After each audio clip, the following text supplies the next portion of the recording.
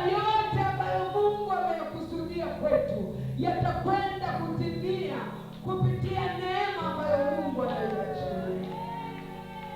Kwa sababu ya neema ambayo Mungu anaiachilia, ni kwamba hapatakuwa na jua juu ya maisha yetu, ni kwamba hapatakuwa na dhiki juu ya maisha yetu, ni kwamba hapatakuwa na kupungukiwa juu yetu, wala hakuna magonjwa yatakayotuondoa. Neema itasimama kukupigania, neema itakuwepo kukutetea, neema itakuwepo kukushindia. Yatakuwa ni majira magumu, ni kweli. Mwaka tunaoendea ni majira sio mepesi, mwaka tunaoendea wala sio mepesi. Tutapigania, neema ya Mungu itasimama, kila jambo litawezeshwa kwa neema ya Mungu. Maana yake nini?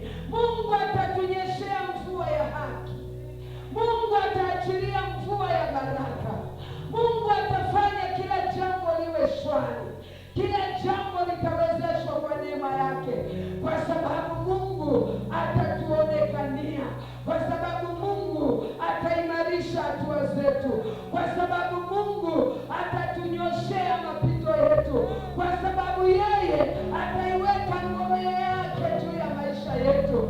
Ni kupitia neema hata miti iliyokatwa itachipuka, ni kupitia neema hata magumu tunayoyapitia Bwana atayawezesha, ni kupitia neema tutavuna kila mbegu tuliyopanda, ni kupitia neema tutapata ushindi kwa kila jitihada tutakazofanya, ni kupitia neema tunakwenda kumfurahia Mungu, ni kupitia neema Mungu ataachilia kila msaada tunaohitaji.